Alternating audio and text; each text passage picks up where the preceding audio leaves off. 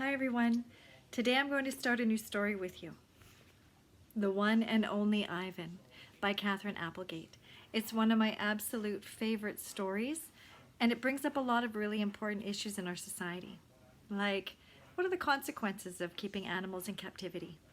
Okay, let's get started. I want you to think about the perspective in which this story is being told. Who is telling this story? And then I'm going to have you think about that once I'm done reading the first few chapters. Okay, here we go. Hello, I am Ivan.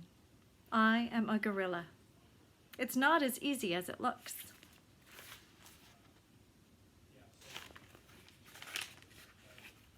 People call me the freeway gorilla, the ape at exit 8, the one and only Ivan, mighty silverback. The names are mine, but they're not me. I am Ivan. Just Ivan, only Ivan. Humans waste words. They toss them like banana peels and leave them to rot. Everyone knows the peels are the best part.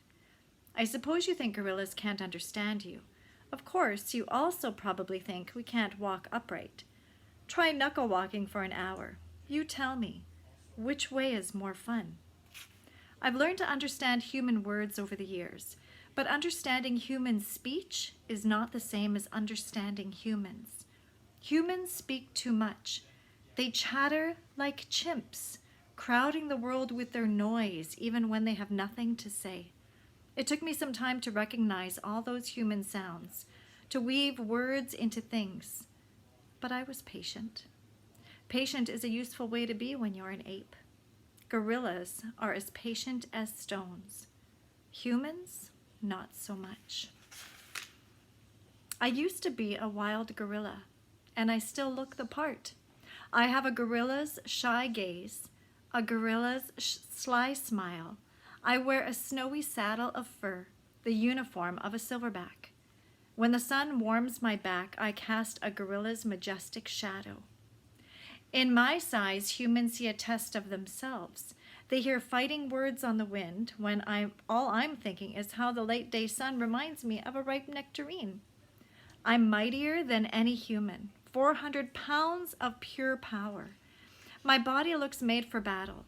My arms, outstretched, span taller than the tallest human. My family tree spreads wide as well. I am a great ape, and you are a great ape. And so are chimpanzees and orangutans and bonobos, all of us distant and distrustful cousins. I know this is troubling. I too find it hard to believe there is a connection across time and space, linking me to a race of ill-mannered clowns. Chimps. There's no excuse for them. I live in a human habitat called the Exit 8 Big Top Mall and Video Arcade. We are conveniently located off I-95 with shows at 2, 4, and 7, 365 days a year. Mac says that when he answers the trilling telephone. Mac works here at the mall. He is the boss. I work here too. I am the gorilla. At the Big Top Mall, a creaky music carousel spins all day, and monkeys and parrots live amid the merchants. In the middle of the mall is a ring with benches where humans can sit on their rumps while they eat soft pretzels. The floor is covered with sawdust made of dead trees. My domain is at one end of the ring. I live here because I am too much gorilla and not enough human. Stella's domain is next to mine. Stella is an elephant. She and Bob, who is a dog, are my dearest friends. At present, I do not have any gorilla friends. My domain is made of thick glass and rusty metal and rough cement. Stella's domain is made of metal bars. The sun bear's domain is wood. The parrot's is wire mesh. 3 of my walls are glass. One of them is cracked, and a small piece about the size of my hand is missing from the bottom corner. I made the hole with a baseball bat Mac gave me for my 6th birthday.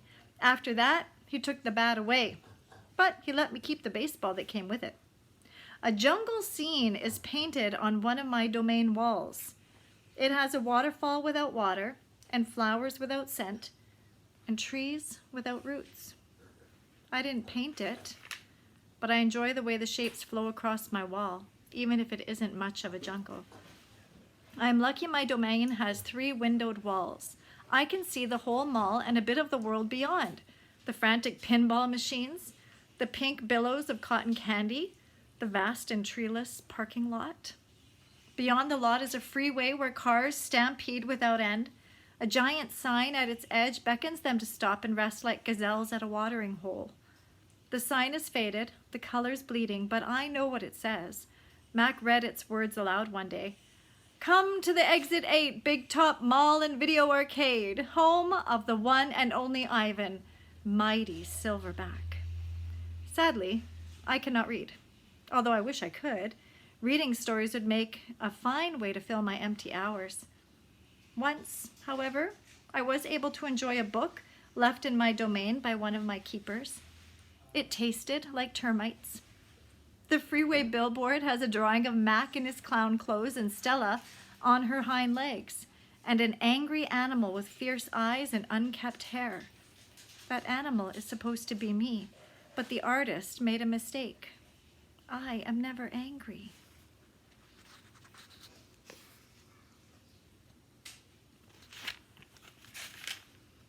Anger is precious.